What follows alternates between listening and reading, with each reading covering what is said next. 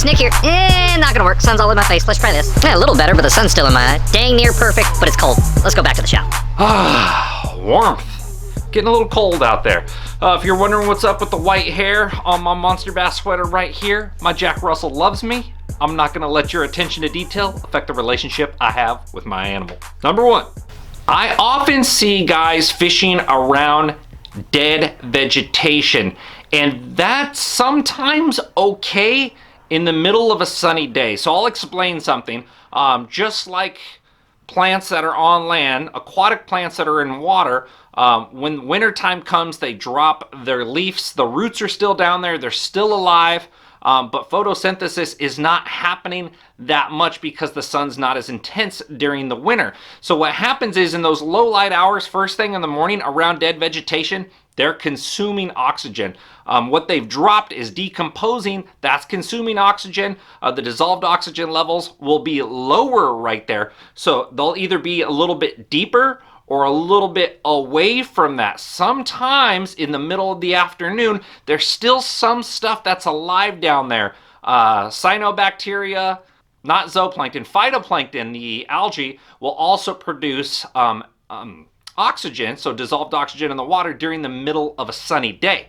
So low light hours around dead foliage, don't fish around that stuff. Get away from it. They're probably not going to be inside it, but if the sun does come out in the middle of a winter day, they could still move right back up into that. So just acknowledge that. And the same thing happens in the summer too, that a lot of people don't realize. At nighttime, those plants are consuming oxygen. During the day when photosynthesis is happening, they're producing oxygen. The best part about the winter time is dissolved oxygen is better in cold water. A lot of the time, this is why in a pond, okay, if you're a bank fisherman, you're going around the edge of a pond where the grass normally grows, you don't get a lot of turnover to where the plants aren't growing very deep in the middle of that pond. It could be 6 foot around the perimeter, 12 foot in the middle. Winter time comes, all that stuff starts to die around the edge, and they're literally just sitting at the bottom of that pond.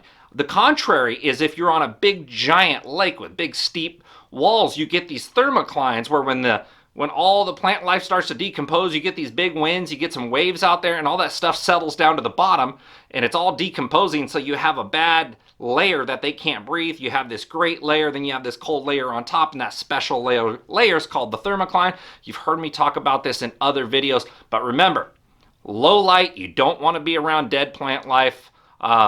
That is crazy critical. Sometimes during the day, they'll still be in there. If you watch one of my recent videos, you hear me talk about the little black ducks called coots. If you see them in there, chances are they're still lively plant life, little crawfish. Go ahead and fish it at that point. All right, this happens to me, and I have to remind myself to go back. So I'm going to give you two little mentalities here, what I'm actually talking about. Strike zones are smaller. So if you imagine, let's just do this. This is not going to be 100% accurate, but if you imagine water 45 to 50, the strike zone is probably no farther than the length of the physical bass itself. You have a 12-inch bass, 24 inches might be the strike zone. It may be even half of that. It could be half of the length of that bass from that period. From 50 to 55, maybe it's going the length of them and the length of them by 2, 24, or the length of them by 3. Once you start getting into that 70 degree water temperature, that 70 to 75, that's the preferable distance for bass. That's when they start chasing things like crazy, going farther to grab your bait. Overcast days, it expands their strike zone. So what happens is in the wintertime, as it starts getting really cold, that strike zone is very small. So if you're making a cast going down a bank, you may have missed that bass by, that much, and they weren't willing to grab it. So if you feel confident that there's fish there, slow your roll, okay? Not only do you have to make slower retrieves during the winter, but you should also make multiple casts on the juicy stuff. I find myself forgetting this step, going back and then making multiple casts, and end up sticking fish where I would have just left them in the dust. So the strike zone is smaller. Try at least 2 or 3 different bait presentations in an area that you have confidence with, and try different casts. Throw out deeper, bring it shallower. Make sure you're crossing different depth zones so you can get that clue to where those fish are located and that particular strike zone. You may find that all the fish are biting from 13 to 10. Even though you went with your fish finder and you graph fish shallower than that, maybe the active fish were a little bit deeper, or maybe the active fish were a little bit shallower. You have to pay attention to those clues, make multiple casts because the strike zone is smaller. Not staying down. And what I mean by this is to the bottom. The reality is, we get used to fishing certain weights on certain rigs that get down and they work in the spring, summer, and fall for us just fine.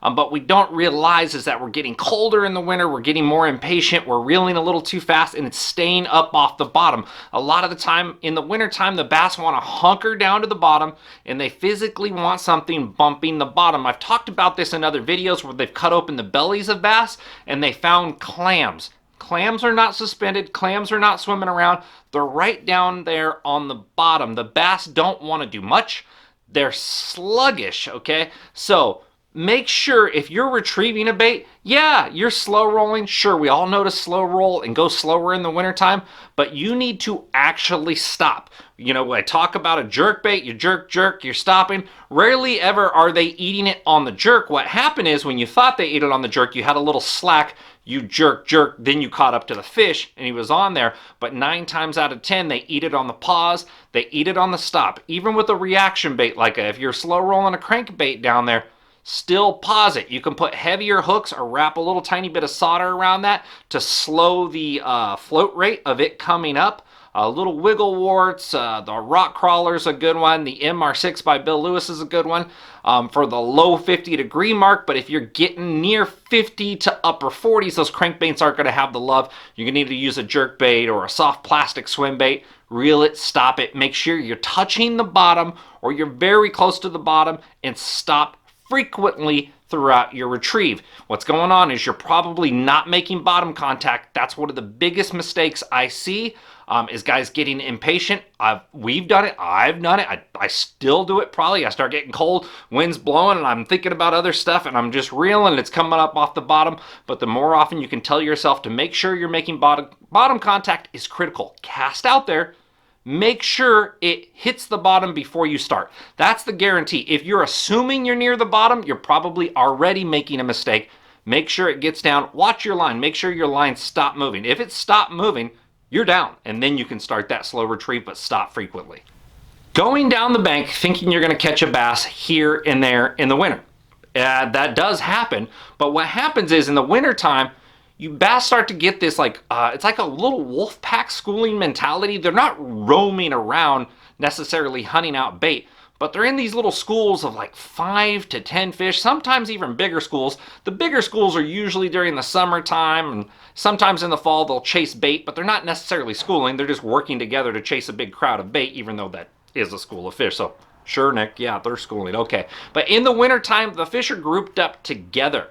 So if you catch one fish in that area, definitely spend some time soaking there and keep trying to catch. But if you're just going down the bank looking to catch one here or there and you kept moving, that's a mistake. You should have really stopped and picked that area apart. Now, another thing with that, if you pick it apart and you don't catch other fish, come back in a 2 hours if you can, hour and a half. Like in the wintertime, they reset a little bit slower. What happens is the bite window is smaller. There's preferable times in the wintertime. They don't have to feed as often. So maybe you were a little bit early or maybe you're a little bit late. If you come back 2 hours after catching a fish and fish there, you may catch 2 or 3 and then you can say, oh, that bite window was from 2 to 4. I know I'm going to come back tomorrow or a few days later and I have a much better idea of this location and this bite window to catch these fish because I knew them most likely were schooled up when I caught that one, and you didn't just move on. So remember, don't just catch one and move on in the wintertime. Catch one, put the e-brake on, pick it apart. Not noticing bites in the wintertime. You need to be line watching and always trying to feel. I use a lot of spinning tackle, okay? And I see everybody make this mistake, okay? Spinning tackle is more sensitive than bait casting gear. I'm not saying I won't use bait casters. I'll throw jigs and jerk baits, a ton of stuff on bait casters all winter. So don't say, hey, Nick, you told me spinning rods, and now I see you using bait casters. What's going on, man? No, the reality is Spinning gear is very sensitive, okay? You're using lighter line, lighter rods. I use the Styx Finesse stick and the Styx Hybrid Spin a lot during the wintertime. And what you're gonna see is me always trying to make just enough tension on the line to feel that bait. Because what happens is fishers' bass are really sluggish during the wintertime. A lot of the time they'll pick up your jig or your Ned rig and it'll just feel like you somehow lost contact with your bait. Anytime you feel like, okay, your brain tells you I should be down, but you don't feel tension, reel a little bit faster, okay? What happens is that bass will start to move immediately or reel down and sweep. Just go for it. You've heard this a million times. It's the most cliche thing in bass fishing you can possibly say is hook sets are free. Yeah, duh.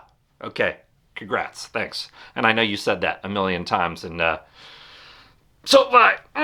anyhow, hook sets are free. You will miss a lot of bass in the wintertime from questioning that. Or what happens is they moved up shallow. Okay, let's put this depth right here. They moved up shallow. You cast it up there, and their comfortable wintertime spot is here, but they moved up to feed here. They got it, and they physically moved back to your boat because you were positioned deeper to shallow. So if you can, come in at an angle, okay, or come shallow and fish deeper and come up. But sometimes there is shallow fish in the wintertime. So coming at an angle to where if they start to move off is going to give you a better telltale than staying out over deeper water, casting to the bank. But a lot of the times it's a real vertical bank and you don't have a choice. You got to do that. So just be prepared to notice that you lost contact with your bait. Reel down and just sweep. You don't have to go for some home run unless it's a weed guarded big heavy, football jig or something like that. But just be prepared. If you lose contact, reel down and sweep. Most likely it's fish. If not, your buddy's thinking that you're getting all sorts of action anyways and you're the cool one setting the hook all the time. Ooh, another big mistake. Fishing before looking for fish or paying attention to obvious signs. Yeah, we're all pent up. We're hanging out and having to do a bunch of stuff, going to work every day. I just want to get out and fish. You get to the water, whether you're on the bank, sometimes you're on the bank and the water's dirty. You don't have much of a choice. You just got to fish. But then fish the obvious stuff, points, steeper banks in the wintertime. That's pretty much what you're going to work with. You can look for obvious signs of bait fish moving around, or if you see birds flying around, seagulls, there's a shad die-off or some sort of bait fish die-off, and maybe a jerkbait's going to be good for you. But fishing before finding fish is something that's very, very overlooked. And this is something I see pros do way more often than really advanced weekend warriors. I get the great opportunity to go fish with all these different professionals. So, I've absorbed a lot of information from these guys, and I do get to regurgitate that to you. A good portion of this stuff is not stuff I dreamt up on my own. It's stuff I actually learned from others, and now I'm sharing it back with you guys, and I normally cite my sources when I refer to that. So it's a win-win for everybody. You can go look up that guy. So anyhow, you're in your boat, okay? You have your fish finder. Look for random arches, okay? Start to get a clue. What depth are they at? Did you see grass on the graph? Was it a big boulder? Was it a steeper bank? Was it a slow tapering bank?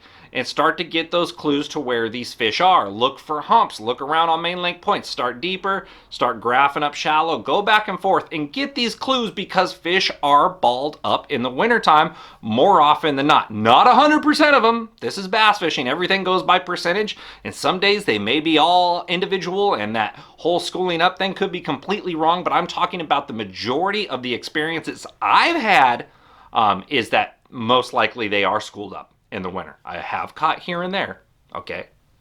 I have.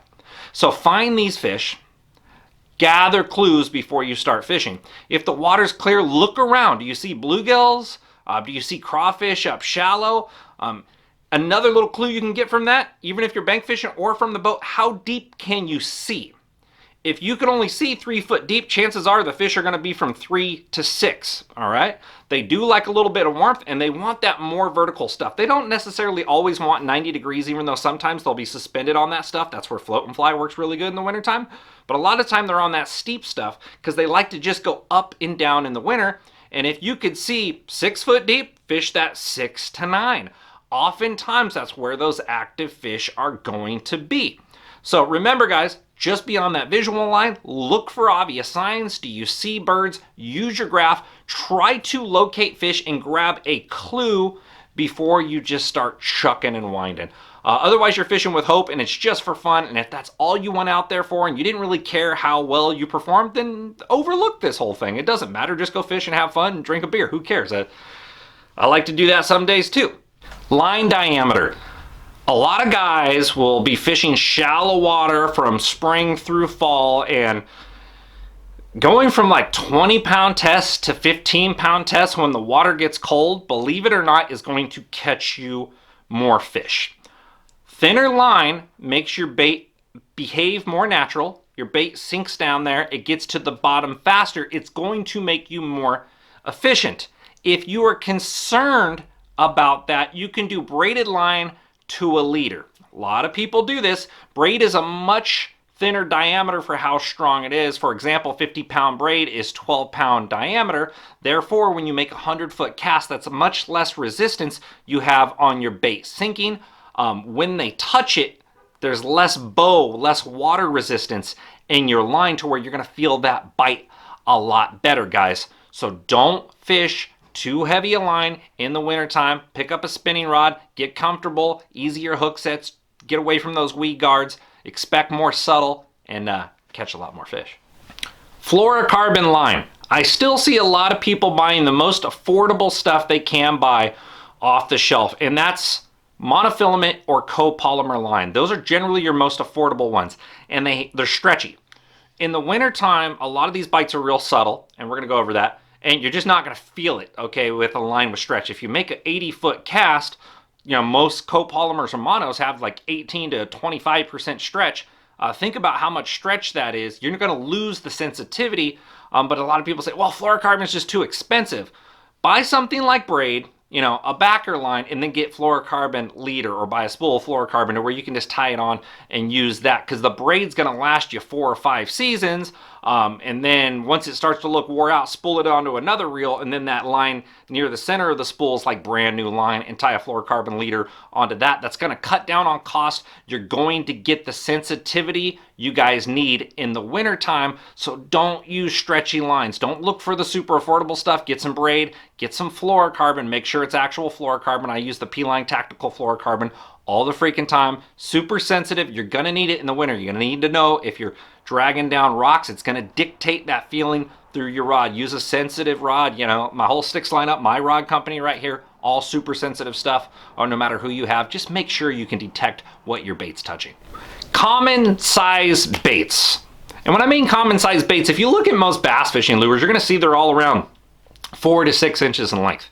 And the funny part is, in the wintertime, you'll always see these guys talking about big baits, big swim baits, and then you'll hear Ned rig, drop shot, little soft plastic swim bait, underspins, and you're like, what the heck? Why is this so different? And what's going on? The bass's metabolism's much lower, okay? So there's a couple things that apply. Either I'm going to eat one giant meal that's going to hold me over for a week, or I'm going to eat lots of little tiny meals like a Ned rig. And a 10-pound bass will eat as Ned rig as common as they'll eat a 10-inch pulse tail Savage Gear swim bait like that. Now, what's the difference? In the wintertime, a big bass is not going to travel for a Ned rig. You have to land on them. You have to locate them. But let's say you made multiple casts. Okay, let's say, let me grab a little Ned rig here. Ugh. You made multiple casts with that little Ned rig right there. Bing! Okay. You caught 2 or 3 fish. Before you leave, if you're a confident angler and you got a big old giant swim bait like that, pick that sucker up, let it go down there. There may have been an 8-pound bass that was 6 foot off, okay? And in the wintertime, the strike zone is very small. The bass doesn't want to travel, but when they see a huge meal, a lot of the time they know that risk is worth the reward. They're going to eat the double whopper, and they're going to travel for that double whopper, not for that French fry, because they want to sustain their weight through the wintertime. So that's that big bait versus small bait, and you're not going to see me fishing a lot of those medium-sized baits in the wintertime unless it's like shallow and I could slow roll those mid-sized baits on the bottom. But more often than not for me, it's big and super tiny. So be aware of that. You're casting, you're moving down, you're fishing all sorts of stuff. You're covering water like fast. Probably not a good wintertime strategy to cover water, unless you've tried those points, you've tried the humps, and now you can't find nothing. You graft around, you cast it on these areas, you worked them super slow, you were super thorough. Happened to me the other day at New Hogan Lake, okay? I fished the whole main lake.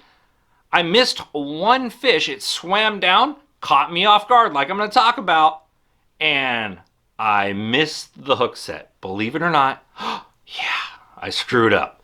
But I got the clue of that depth zone the fish was in. And I said, oh man, I fished this whole main lake area, and here's a little secret. And you all have heard this. In the wintertime, fish the main lake, the points, the humps, fish the main lake, fish the main lake.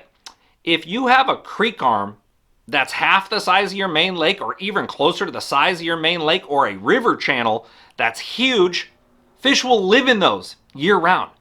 Don't always listen to everything that says fish the main lake. If it's a large enough body of water, they will live in there year round. In this particular scenario, something that worked for me is the river channel had steeper walls and a featureless bottom going through there. There wasn't multiple humps, there wasn't main points, and the fish I had and lost, I hooked in about 8 foot of water. But it was on a Ned rig, so it was super subtle. So this is a really strange one for you guys, but I want you to absorb what I'm actually talking about right here, because this is one of those predicaments when it gets really, really tough in the wintertime that it's really easy to screw up and try everything and say, it's done, the wheels fall off. This river channel had steep banks, okay? There wasn't main lake points, there wasn't humps all over the place, just steep banks. And I said, okay, I couldn't locate a school. I miss one fish.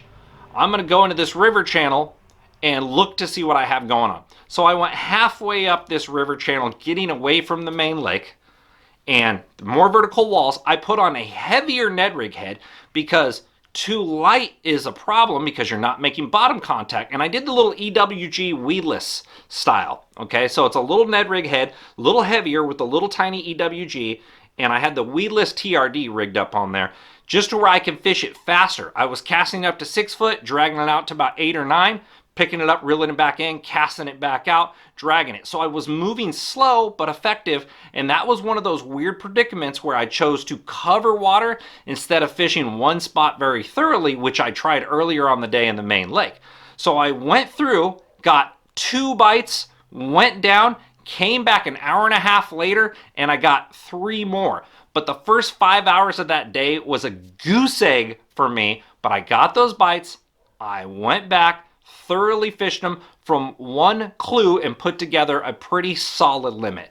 Hopefully this information helped you guys out. I'll put other videos together like this. I do like doing the fishing mistakes videos and the fishing tips videos. I figured why not throw one together for you guys this winter. InformativeFisherman.com. Hit me up on YouTube, Facebook, Instagram. Later, guys. You know what to do below.